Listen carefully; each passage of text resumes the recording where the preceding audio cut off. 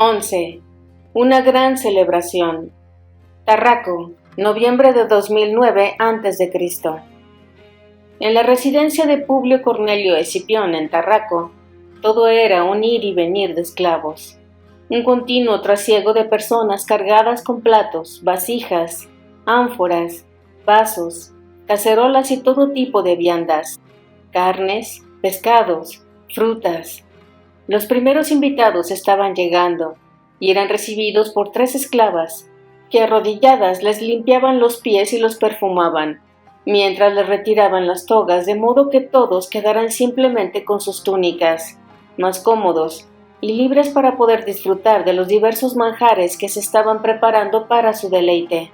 A la invitación del joven Publio habían venido sin falta todos sus oficiales: Marcio Septimio, Sexto Digicio, Quinto Terebelio, Mario Juvencio, en su mayoría solos, excepto el primero, pues Marcio, que era el que más tiempo llevaba en Hispania, había hecho traer a su familia de Roma para que estuviese con él.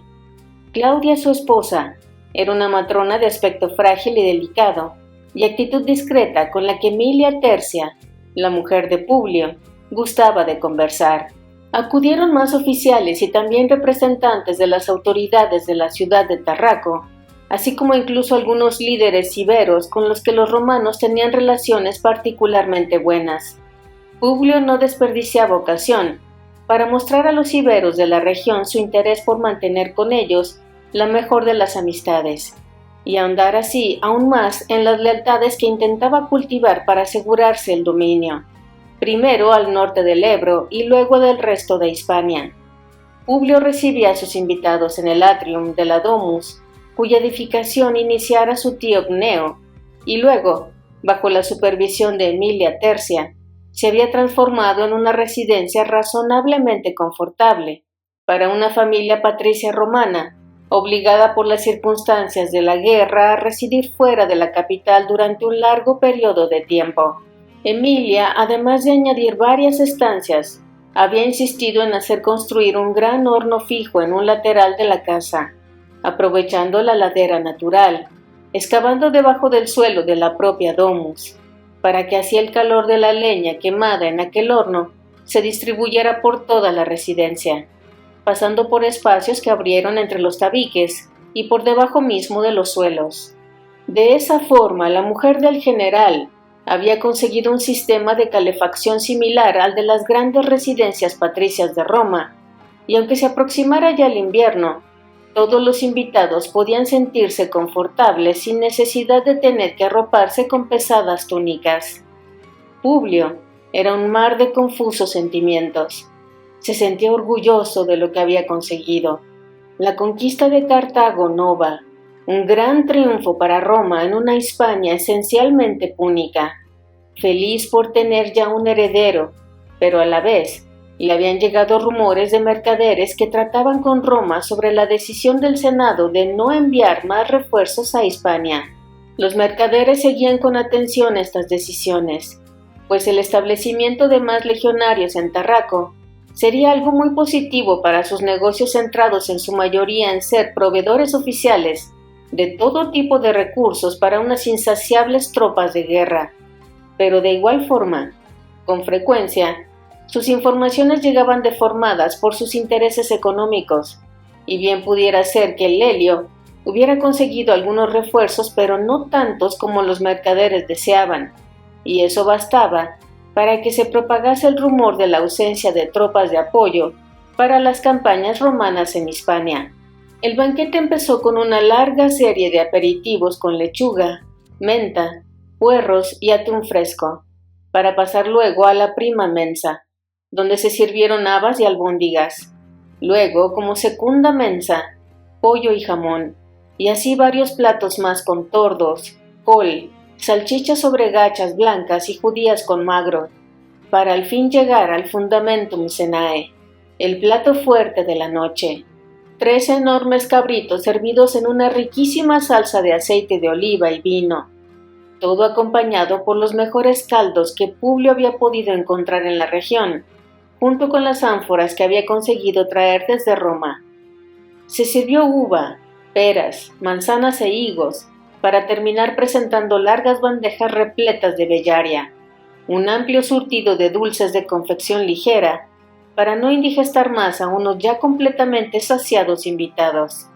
Entraron entonces flautistas y músicos que acompañaron durante media hora el final de la cena. Hasta que bien entrada la noche, estos se retiraron para dejar que una larga sobremesa, la comisatio, tuviera lugar, durante la que uno a uno, todos los oficiales de Publio alzaron sus copas y ofrecieron brindis en honor del recién nacido vástago de la familia Escipión. Publio y Emilia se acostaron cansados pero felices. El joven general en jefe de las tropas romanas desplazadas a Hispania encontró en el sopor del vino y el mulsum descanso para sus preocupaciones sobre la guerra durante una gran parte de la noche. Pero al amanecer, sus sueños se tornaron turbulentos, agitados por su persistente preocupación por la necesidad de refuerzos para conseguir sobrevivir en aquel lejano y complejo país. Rodeados por indígenas de lealtad difusa y siempre acosados por los pertinaces enemigos cartagineses, que con toda seguridad debían de estar preparándose para contraatacar y devolver el golpe recibido en Cartago Nova. 12. La nueva obra de Plauto. Roma, noviembre de 2009 a.C. Lelio pensó que ya era hora de cumplir con el segundo de los encargos que había recibido de Publio Cornelio Escipión: ir al teatro a ver la nueva obra de Plauto, ese autor que tanto le interesaba. Lelio fue en busca de su recién adquirida esclava. La encontró donde debía estar, en la cocina. Entró en la estancia, y la muchacha, que estaba de espaldas con un cuchillo en la mano, mientras que con la otra tomaba zanahorias, dio un respingo al escuchar la potente voz de su nuevo amo. «¿Dónde está Calino?», preguntó Lelio. Netiquerti volvió su rostro hacia su amo, sin dejar el cuchillo y la zanahoria que sostenía en sus manos. «Ha salido al mercado, creo. No sé si ha vuelto». «Entiendo. Bien, no importa. Deja lo que estás haciendo. Ya terminará él de cocinar. Sígueme. Nos vamos. Nos vamos al teatro. Así lo llaman». Y gritando dijo: «¡Calino! ¡Calino!». El esclavo, un poco encorvado por el peso de los años, pero aún recio y con fortaleza, apareció en la cocina. «Me marcho esta noche al teatro. Esta nueva esclava viene conmigo, y quiero que nos acompañes. Regresaremos tarde». Y sin esperar respuesta, Lelio, veloz, salió de la cocina y cruzó el atrium. Netiquerti le seguía de cerca. El oficial romano empezó a hablarle. «Mira, esta tarde vamos al teatro. Es una especie de...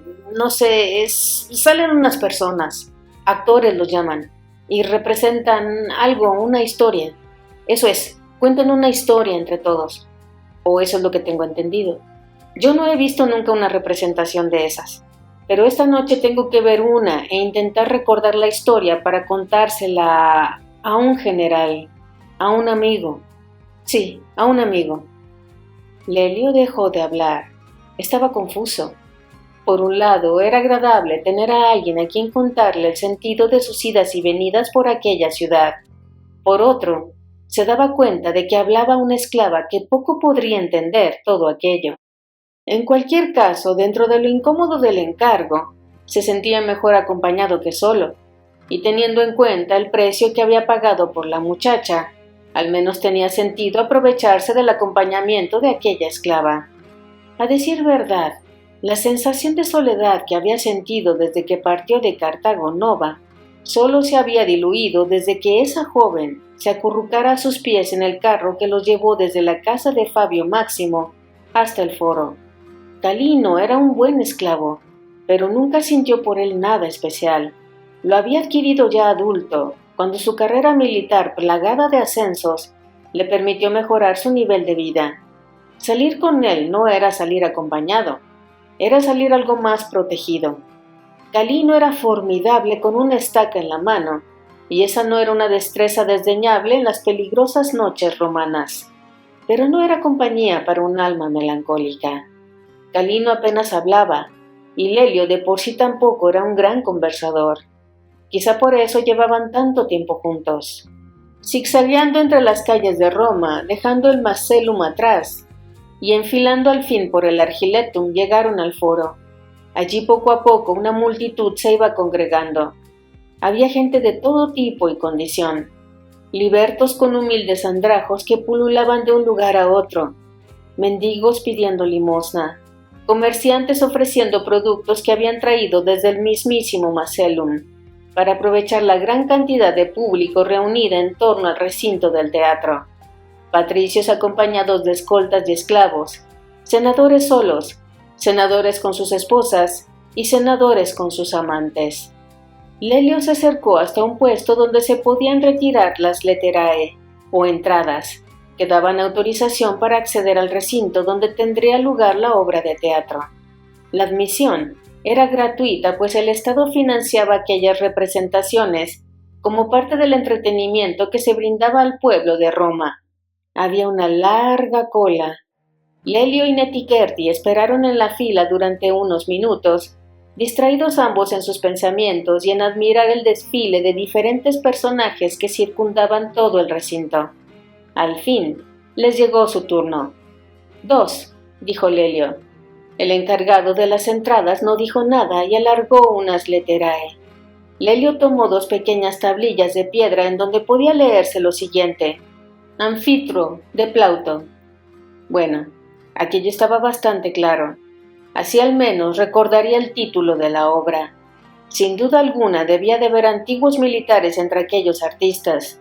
Al menos parecían organizados. Aquello le gustó. Un poco de orden en medio de aquel aparente caos. Avanzaron siguiendo el tumulto de gente que se agolpaba a las puertas del teatro. Allí antes no había nada, y de pronto, casi como por arte de magia, en unos días habían levantado un notable entramado de madera que acotaba gran parte del foro de la ciudad. Entraron en su interior y observaron la estructura del recinto. A la izquierda había una especie de escena levantada sobre un andamio de madera, de unos 20 pasos de longitud. A la derecha solo un gran espacio vacío, donde la gente se repartía para asistir en pie a la representación. Lelio se situó próximo al escenario, y nadie se interpuso en el camino del veterano y el robusto oficial.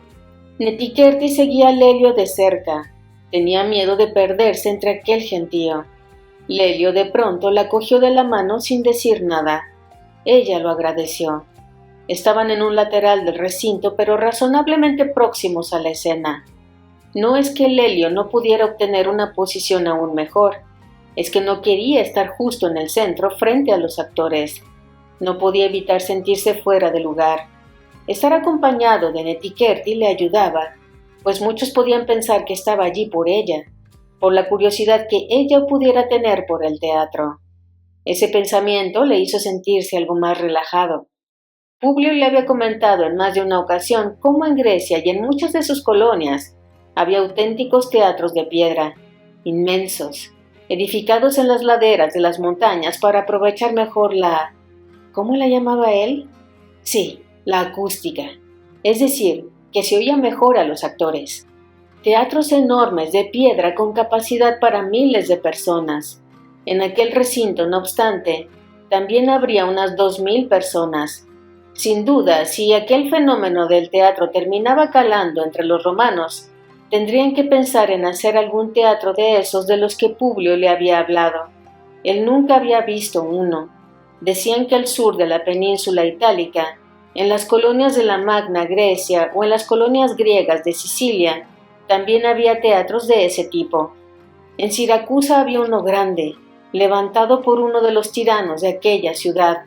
Allí, aguardando el principio de la representación, sintió curiosidad de poder algún día visitar una de esas inmensas edificaciones bárbaras. En cualquier caso, solo por ver toda aquella gente reunida tenía su gracia haber ido a aquel lugar. Netiquerti permanecía en silencio y meditaba sobre los más recientes acontecimientos de su azarosa vida.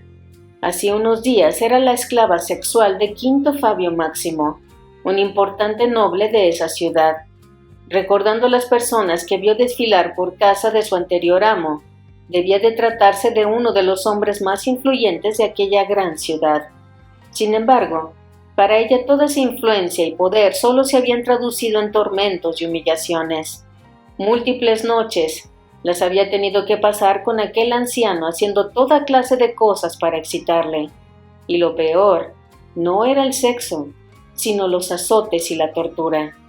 El viejo parecía gozar más causando dolor que buscando placer, y en unos instantes de aquella vida de tortura y vejaciones había pasado a manos de un desconocido que de momento se preocupaba por sus heridas y le proporcionaba un baño y ropa digna. De todas formas, habría que ver cómo era una noche con aquel nuevo amo antes de tener una idea más precisa de lo que le esperaba. Hasta la fecha se había contenido de tomarla y hacerla suya, pero eso llegaría. De hecho, la contención de Lelio la tenía confundida. Ahora estaba aturdida por el gran número de gente y aquel extraño lugar al que habían ido. El teatro ya estaba lleno hacía minutos. El sol brillaba aún en el atardecer lento de aquel otoño romano. Un actor salió a escena.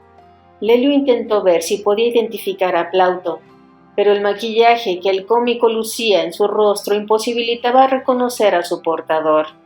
Fuera quien fuera, aquel actor empezó a declamar con voz poderosa para hacerse oír por encima de los centenares de personas que, aún ajenos a la salida del cómico, continuaban enfrascados en sus conversaciones privadas. «Ut in vostris poltis mercimonis», empezó Plauto con potente voz. «Si queréis que yo, Propicio, os proporcione beneficios en vuestras compras y vuestras ventas, y os ayude en todas las cosas, si queréis que saque adelante los negocios y finanzas de todos vosotros en el extranjero y en vuestra patria, y que haga prosperar continuamente con grandes y cuantiosos beneficios vuestras empresas, tanto las presentes como las futuras, si queréis que os proporcione a vosotros y a todos los vuestros noticias buenas, que os transmita y comunique las noticias más favorables para vuestro bien común, pues sin duda sabéis que los otros dioses me han dado y otorgado plenos poderes sobre las noticias y las ganancias.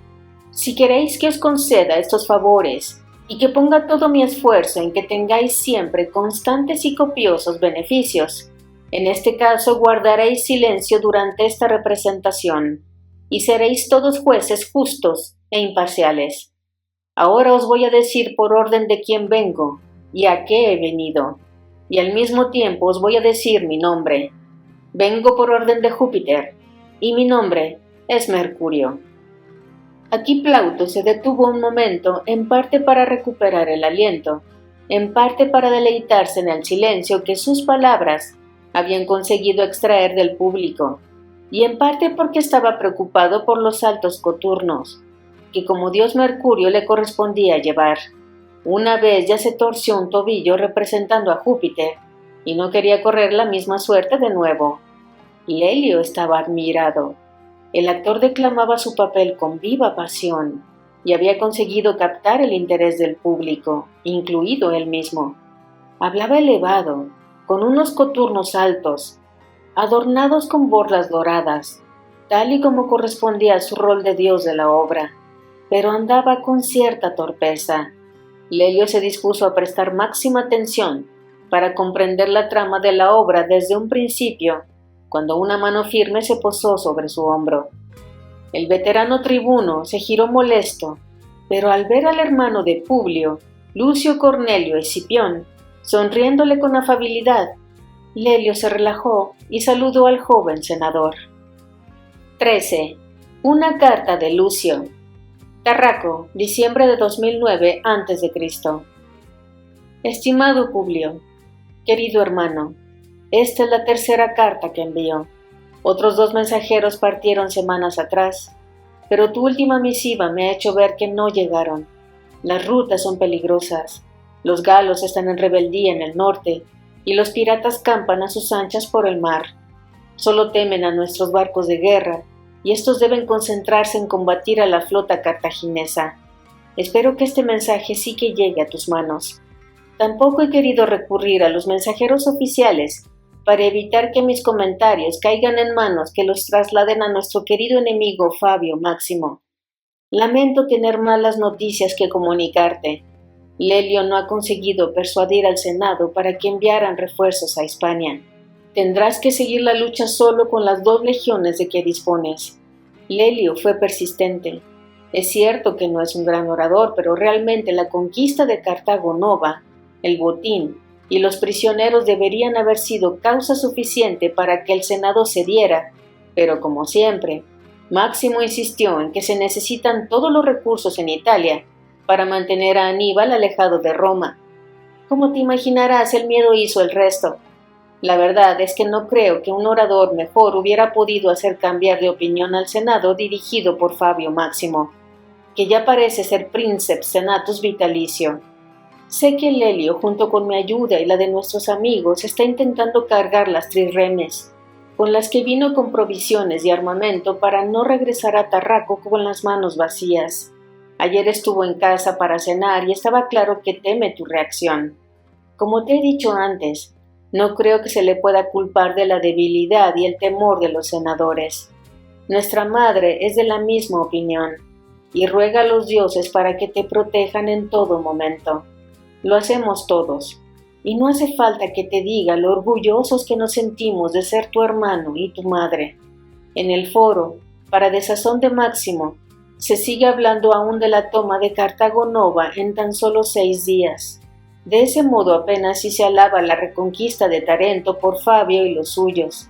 Por mi parte, puedo asegurarte que no hay día que vaya al foro en el que no me saluden varios patricios y plebeyos de renombre y me insistan en que te haga llegar su agradecimiento por tu victoria en Hispania. Ahora recuerdo que también vi a Lelio en el teatro. Supongo que por influencia tuya. Incluso le vi conversando con el propio Plauto tras la representación. Por cierto, Lelio iba acompañado por una muy hermosa esclava egipcia. No me extrañaría que se la llevara consigo a Hispania. Yo lo haría. No sé dónde la ha comprado, pero si lo averiguas, házmelo saber. Que los dioses te guarden con salud y te preserven con la ira del enemigo. Que los dioses te guarden con salud y te preserven de la ira del enemigo. Tu hermano, Lucio Cornelio Escipión. ¿Y bien?, preguntó Emilia con vivo interés. ¿Qué cuenta Lucio? Publio dejó la tablilla en la mesa y suspiró. Estaban sentados en el amplio jardín de su domus en Tarraco. Emilia llevaba una túnica teñida de verde y ceñida a su cuerpo. Publio la miró con intensidad. Era increíble lo rápidamente que su mujer recuperaba su aspecto lozano después de un parto. Ya le sorprendió cuando nació su hija mayor, Cornelia, y de nuevo le resultaba admirable aquella pronta recuperación tras el nacimiento del pequeño Publio. Dice que Lelio no ha conseguido convencer al Senado para que nos envíen refuerzos. Piensa que no es culpa suya. No sé, quizá no debí mandarlo a él.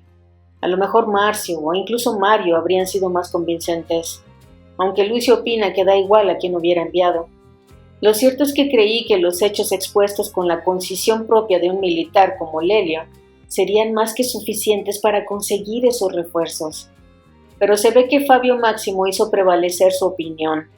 Todas las legiones deben permanecer en Italia para salvaguardar Roma.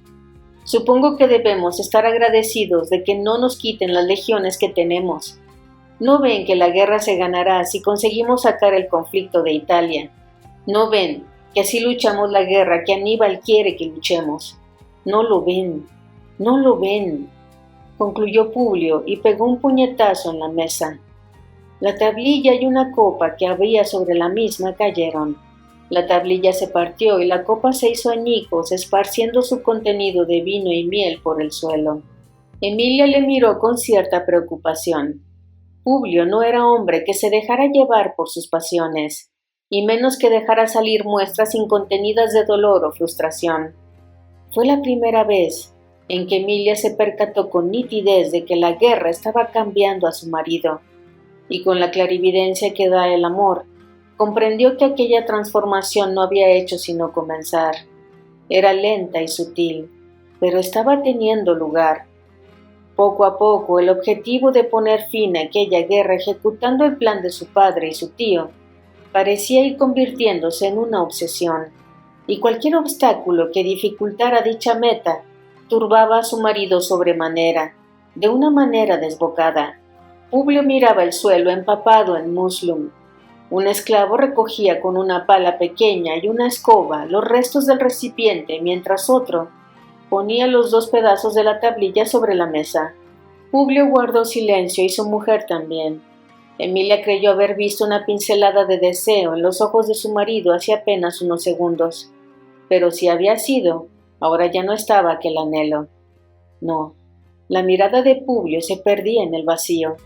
Emilia sabía que estaba calculando, pensando, buscando la forma de derrotar a los cartagineses que le triplicaban en número con las escasas tropas de las que disponían. Emilia prefería la otra mirada, pero sabía que al menos esa noche los otros pensamientos tendrían prioridad. La cuestión era hasta cuándo. Pero la voz de su marido la sorprendió al desvelar que su mente no estaba exactamente concentrada en cómo derrotar a los cartagineses, sino en cómo sobreponerse a algo peor, los enemigos internos. A veces me pregunto, dijo Publio ensimismado mirando al suelo, ¿hasta dónde estarán dispuestos a llegar Fabio Máximo y sus seguidores para terminar con todos nosotros? 14. Una noche de fuego. Roma, noviembre de 2009 a.C. Al mismo tiempo las tabernae septem, que luego fueron 5, y los puestos de los cambistas, ahora conocidos como tabernae novae, se incendiaron. Luego prendieron casas privadas. En aquella época no había basílicas. Luego las canteras, el mercado del pescado y el templo de Vesta.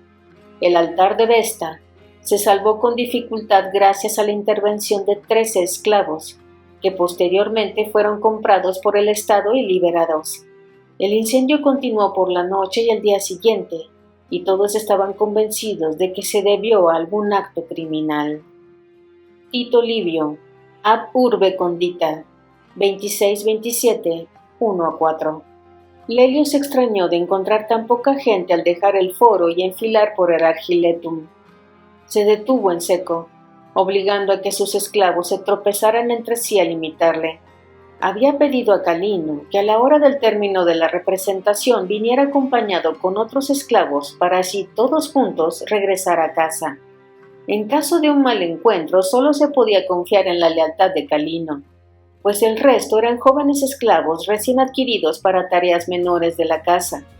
Pero el ir escoltado por varios servidores era con frecuencia un modo eficaz de desalentar a los grupos de malhechores nocturnos, que sigilosos se movían entre las sombras de las calles de Roma. Netiquerti, más atenta a todo lo que sucedía a su alrededor, quedó a unos centímetros de su amo y contuvo la respiración. Sin saberlo, ella y su amo compartían la misma sensación de que algo no marchaba bien. Por la calle bajaban un par de carros que sin duda venían del Macellum, el gran mercado del nordeste de la ciudad. Lelio arrancó de nuevo, pero esta vez, dejando la gran avenida del Argiletum, y se adentró en el laberinto de callejuelas que se extendía tras las tabernae novae, cruzando por las tabernae septem.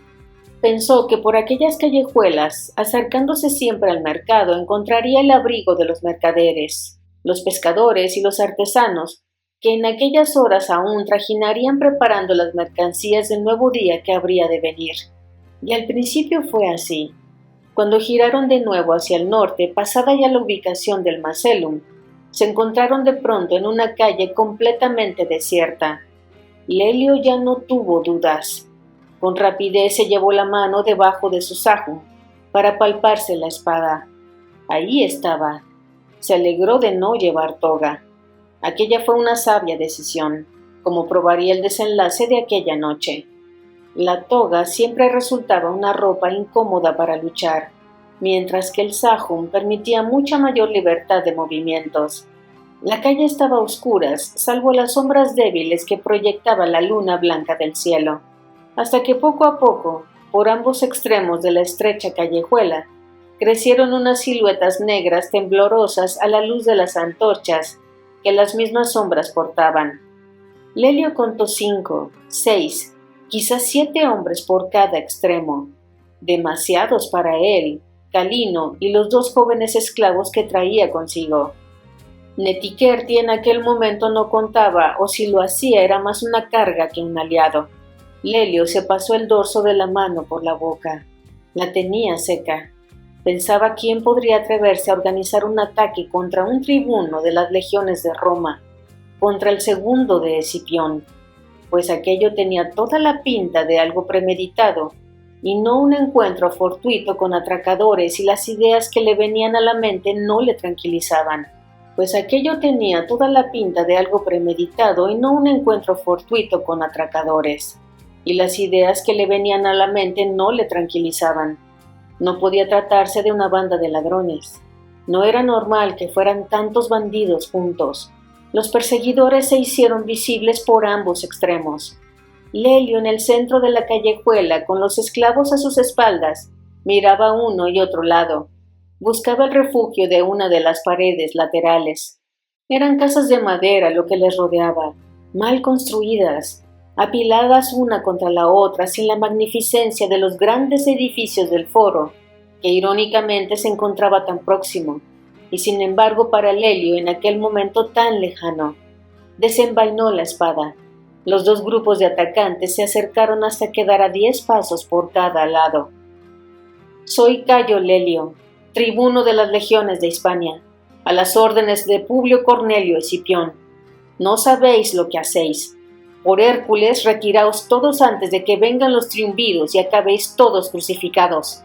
No hubo respuesta por parte de aquellos hombres, sino que se mantuvieron en sus posiciones. No eran bandidos. Aquello habría sido suficiente para disuadir a cualquier banda nocturna de desalmados. En la noche se escuchó una docena de espadas desenvainándose a un tiempo. Por el sonido, inconfundible para sus experimentados oídos, el tribuno reconoció que eran gladios militares. Lelio ya sabía con quién se las veía, antiguos legionarios a sueldo de un particular. No era gente dispuesta a retirarse ante las palabras, no importaba quién las pronunciara. Tenían una misión y un dinero que cobrar que no estaría entre sus manos hasta cumplir las órdenes recibidas. Lelio miró a sus esclavos. Estaban aterrados, los jóvenes en especial, y Calino, aunque mantenía la sangre fría, estaba igual de asustado, tal vez porque era el único de entre aquellos siervos que comprendía la gravedad de la situación. La muchacha se le había pegado como una lapa, así no podría luchar. Tomad a la chica y protegedla. No tenía sentido pedir que le ayudaran en aquella pelea. Ninguno sabía combatir. Sería como echar carne a lobos hambrientos. Lelio optó por la única estrategia que podía sorprender a sus enemigos: atacar. No estaba dispuesto a dejarse matar en medio de aquel infame olor a pescado rancio que descendía desde las proximidades del Macellum. Los hombres vieron la sombra de Lelio dando 5 pasos rápidos, plantando cara al grupo que le cortaba el camino hacia el norte de la callejuela. Nada más alcanzarles, la espada del tribuno atravesó a uno de los sorprendidos atacantes, pero el arma ya estaba de nuevo fuera del cuerpo, ensartado para frenar los golpes de 2 de los 5 que quedaban en ese grupo. Lelio detuvo ese golpe, se volvió hacia los otros 3 agachándose al girar, y cegó 2 piernas de atacantes distintos. Estos cayeron aullando al suelo, inutilizados, arrastrándose hacia la pared opuesta, dejando uno de ellos la antorcha que los había iluminado hasta allí, perdida en el suelo polvoriento. Quedaban 3 armados. Lelio retrocedió entonces para acometer al grupo que estaba al sur de la calle. Estos no habían intervenido entre sorprendidos y divertidos, por lo que esperaban una rápida caída de su presa. Pero al ver que el tribuno se acercaba a ellos, 2 de ellos les salieron al encuentro. Lelio repitió el movimiento de agacharse para intentar cortar alguna pierna de sus oponentes, o pinchar en ellas, pero se encontró con las espadas de sus enemigos, advertidos ya de la destreza militar de Lelio. El tribuno frenó su embestida y se situó en el centro, junto a la antorcha perdida por el atacante herido. El asunto se complicaba. Aquello empezaba a parecerse demasiado a la toma de las murallas de Cartago Nova. Pero ahora no disponía de Sixto Digicio y de sus hombres. En ese momento, cuando se acercaban 2 por el norte y 2 por el sur, y Lelio meditaba sus opciones, Calino se puso a su lado. Tomó la antorcha y embistió a los atacantes del norte, lo que permitió que Lelio se centrara de nuevo en arremeter contra los del sur, esta vez sin agacharse, sino con estocadas rápidas que se abrieron paso hasta que su espada pinchó el rostro de uno de los atacantes, y con el brazo libre golpeó en el pecho del contrario tumbándolo, quien para su mala fortuna, cuando quiso levantarse se encontró con la espada de Lelio resquebrajando su esternón. 2 menos, pero aún quedaban 7 en pie en total, 3 a un lado y 4 al otro.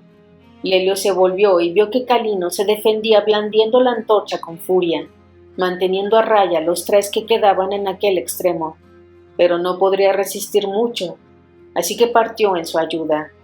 Uno de los atacantes cortó de cuajo la antorcha que salió despedida como una bola de fuego y se perdió entre las casas de madera apoyadas sobre las tabernae septem. Aún así, Calino acertó a golpear con el asta que le quedaba de la antorcha tronchada clavándola en el hombro de uno de los 3 enemigos, pero ni su osadía ni la intervención de Lelio le salvaron de que una gélida espada le rajara por la espalda. Calino cayó sin gritar. Lelio mató entonces a su vez al que había ejecutado a Calino. Solo quedaba uno al norte, con 2 heridos en la pierna arrinconados y otro encogido con la mano intentando arrancarse el asta de la antorcha. Era el lugar por donde huir. El sur seguía defendido por 4. Estaba decidido. Miró hacia Netiquerti, acurrucada en el portal de una de las tiendas de la callejuela. Los esclavos jóvenes habían echado a correr. Uno hacia el norte, que escapó. No era el objetivo que los atacantes perseguían. Y el otro hacia el sur, sí que fue ensartado por 2 espadas que no gustaban de dejar testigos. La joven esclava había sido más inteligente y se quedó a la espera de ver lo que hacía su amo. Lelio agradeció aquel comportamiento. De la misma forma que se sentía agradecido y sorprendido, ¿por qué no admitirlo?, por la valerosa y leal intervención de Calino. Ahora no tenía tiempo de llorar su muerte. El tribuno hizo una señal a la joven esclava y ésta, sin dudarlo, se levantó y fue hacia él. Lelio se encaró de nuevo con el atacante que quedaba al norte de la calle. Ya se ocuparía Netiquerti de seguirle para escapar, cuando sintió un dolor punzante en su gemelo izquierdo. Uno de los heridos se había revuelto y le estaba rasgando la pierna con su espada. Lelio, furioso, le remató clavando su arma en la cerviz de aquel hombre que se convulsionó como un buey al ser sacrificado, y luego quedó quieto. Lelio volvió a encarar al enemigo del norte sin perder de vista el avance de los 4 oponentes que ascendían por la calle, para entre todos rodearle a él y a Netiquerti, cuando algo ocurrió que les dejó a todos paralizados. De súbito, como una explosión, una de las tabernae septem prendió en llamas. La antorcha perdida había encendido un fuego que con un golpe del aire que bajaba del norte a sur se había avivado culminando en un incendio. Lelio, sobrepuesto de la sorpresa, pudo examinar los rostros de los hombres que le rodeaban a la luz de las llamas. Eran guerreros de mediana edad, veteranos de algunas de las múltiples campañas de Roma, de rostros enjutos en su mayoría, acostumbrados a las penurias, que aún no habían saboreado durante suficiente tiempo la molicie de ser asesinos a sueldo como para hinchar sus panzas y perder destreza con las armas. Una lástima, pensó Lelio, mientras cojeaba en busca de su enemigo al norte, pero su caminar era ahora más lento, y pronto él y Netiquerti se vieron rodeados por los 5 hombres que quedaban en pie. Lelio se pasó la mano por la barba. La joven esclava seguía a sus espaldas. Aquello pintaba mal. Estaba cansado y herido, y ya no era posible sorprender a sus atacantes con trucos de viejo militar. Lelio fue retrocediendo, Netiquerti a su lado, hacia la tienda en llamas. Los hombres que los rodeaban se acercaban, espadas en ristre, apuntando a la garganta de su presa. El incendio se extendía y la segunda de las tabernae septem prendió también. El aire llevaba humo y pavesas. Lelio se giró 180 grados, tomó a Netiquerti en sus brazos, volvió a girarse para observar por última vez a sus atacantes que se abalanzaban sobre ellos y empujó con sus espadas la puerta en llamas de la segunda tienda incendiada. Esta, quebrantada por la furia del fuego, se partió y cedió al empuje del tribuno, que con la muchacha en los brazos entró en medio del incendio. Los hombres intentaron seguirles, pero una de las vigas de madera cedió a la vorágine de las llamas y le cerró el paso momentáneamente. En el interior, Lelio cruzó las dependencias de la tienda a toda velocidad, conteniendo la respiración hasta salir por la parte de atrás a una especie de atrium que contenía un impluvium lleno de agua. Con la muchacha en brazos se echó al estanque y empaparon sus ropas humeantes y ambos respiraron con profundidad, pero no había tiempo para detenerse. Todas eran casas de madera y el incendio cobraba cada vez más y más fuerza. Se oían gritos de decenas de personas y las voces autoritarias de los triunviros que, alarmados por la luz de las llamas, al fin habían salido del foro y se habían acercado a las proximidades del Macellum. Lelio se abrió camino más seguro con las ropas mojadas, entre otro grupo de tiendas en llamas y a fuerza de quebrar puertas y de olvidarse del dolor de su pierna herida, emergió con su joven esclava aterrada en el otro extremo de la calle.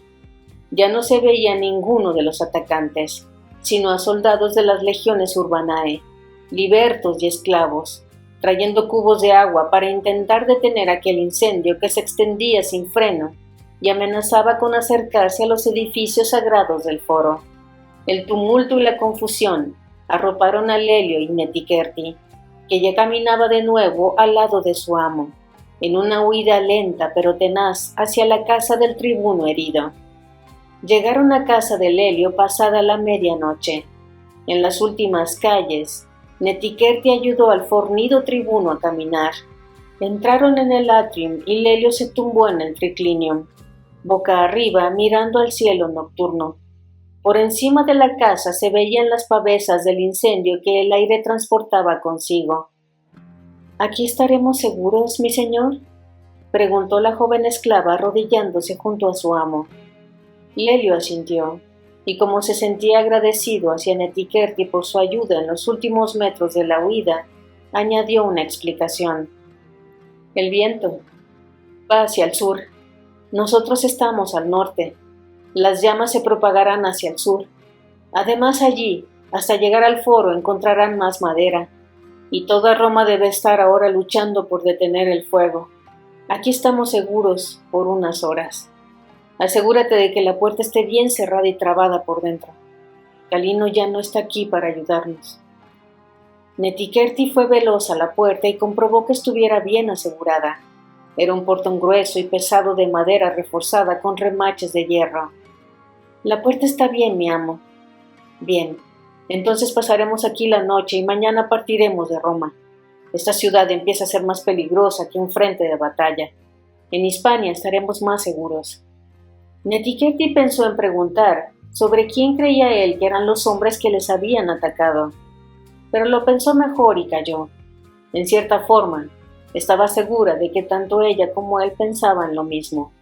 Netiquerti estaba algo confusa con aquel ataque, aunque nadie la había agredido personalmente, pero le quedaba la oscura duda de qué habría pasado si Lelio hubiera sido abatido. En cualquier caso, ahora no debía preocuparse por eso, sino por cuidar de su amo.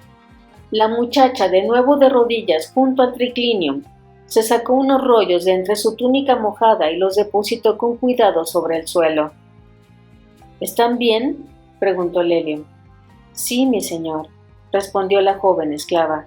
Los he preservado del fuego y del agua. Están bien, mi señor. Lelio se recostó exhalando aire, aliviado. La muchacha levantó despacio el sajum del tribuno. Hay que curar esta herida, mi señor. Lelio se incorporó un poco apoyándose sobre los codos y se miró el corte. No era demasiado profundo, pero sí doloroso. Él no sabía mucho de medicina, pero lavar las heridas bien con agua era lo que siempre recomendaba el médico griego de las legiones de Hispania.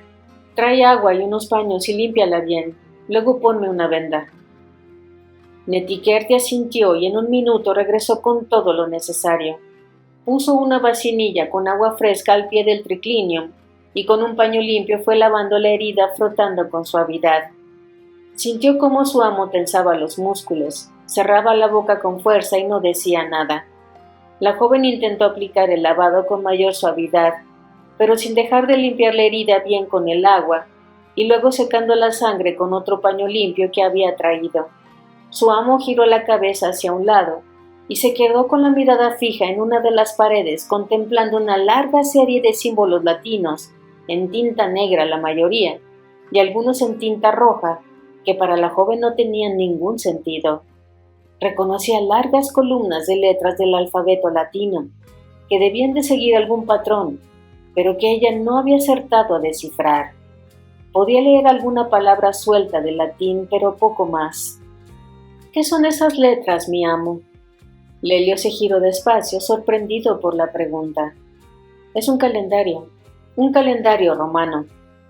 Ah, respondió la joven muchacha, mientras apartaba el trapo húmedo y se esmeraba ya solo en secar la herida. Es un calendario. En él están los meses.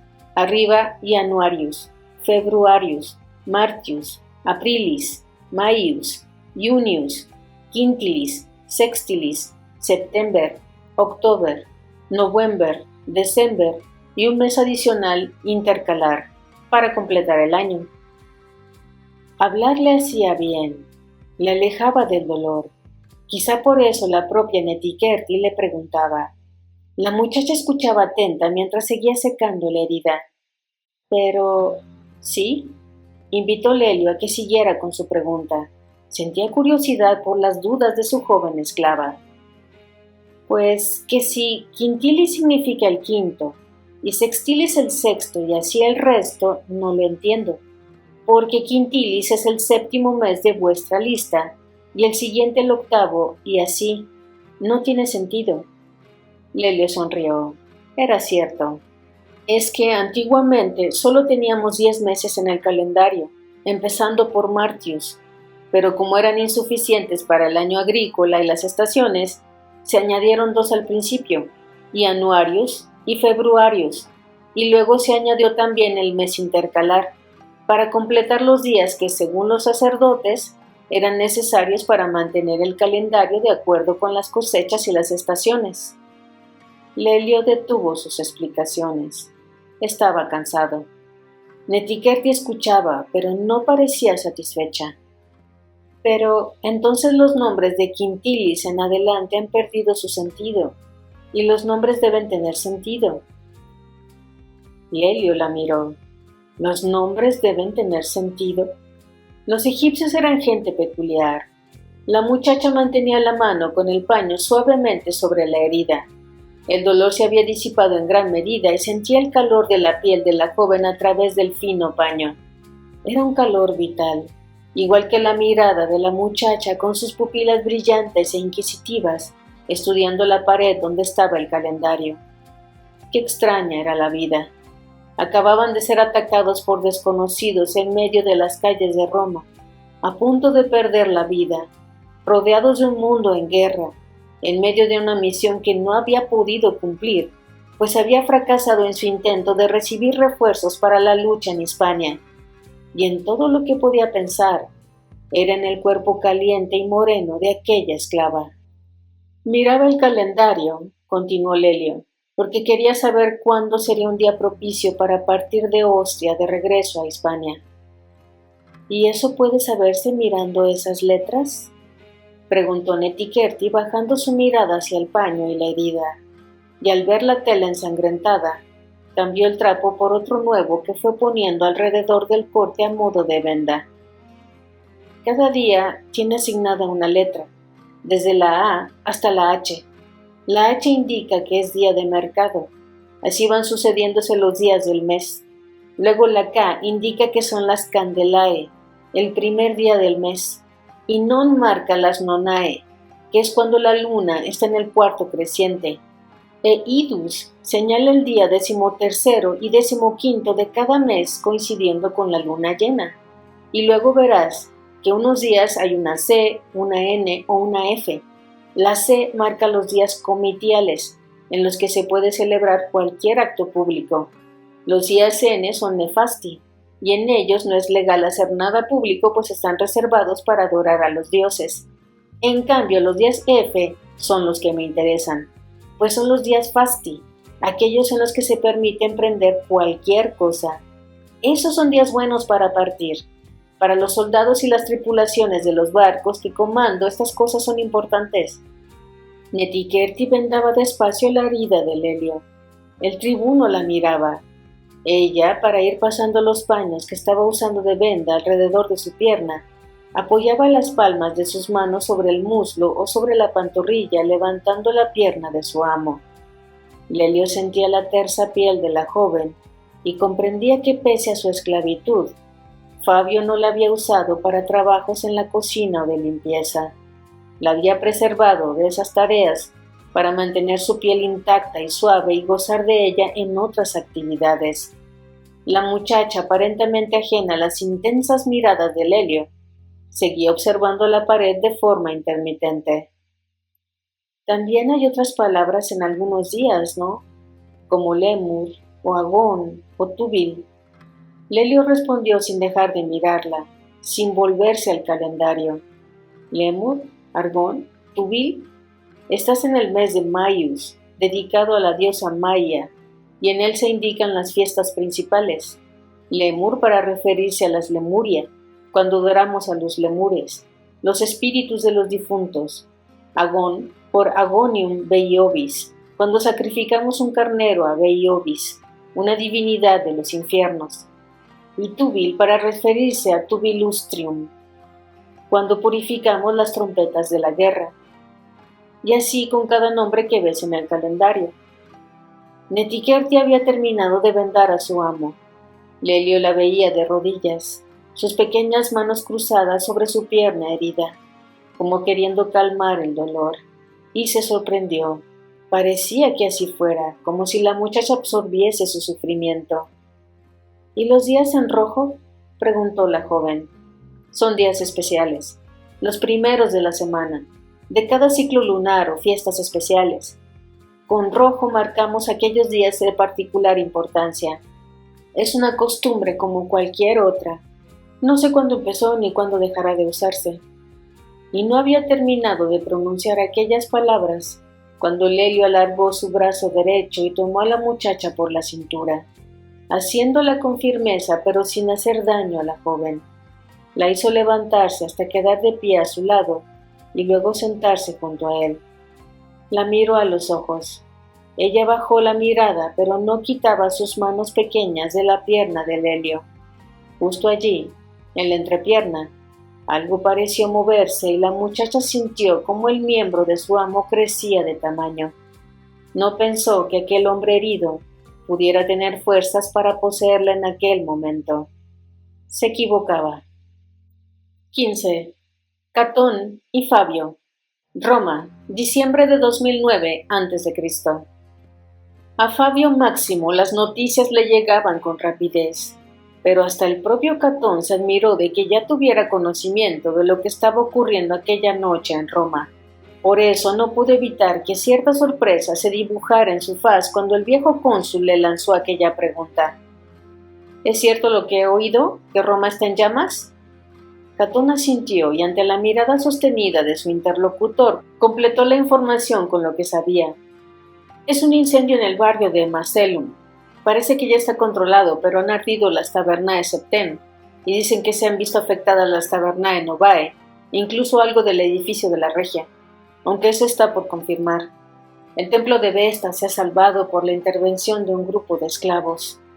Esos esclavos deberán ser recompensados. ¿Dándoles la libertad?, preguntó Catón. Sí, eso le gustará al pueblo. Así se hará. Me ocuparé de ello. ¿Y se sabe el origen del fuego? Catón guardó silencio un instante antes de responder. No, incendiarios quizá. Máximo no preguntó más. Tenía la punzante sensación de que Marco no decía todo lo que sabía. En cualquier caso, el viejo cónsul decidió no indagar más. Hay veces que es mejor dejar la verdad oculta, y Catón, con su silencio, parecía compartir aquella visión. Incluso Fabio Máximo quiso ver cierto alivio en el rostro de su discípulo político, cuando éste vio que no se preguntaba más sobre el tema. «Voy a ocuparme del asunto de los esclavos», dijo Catón, y partió sin decir más. Máximo se quedó a solas. Habría que reconstruir lo quemado y con celeridad. Estaban en medio de una guerra atroz y un centro urbano devastado por un misterioso incendio. Era lo último que necesitaban para animar la moral del pueblo. Y necesitaban al pueblo. Necesitaban soldados.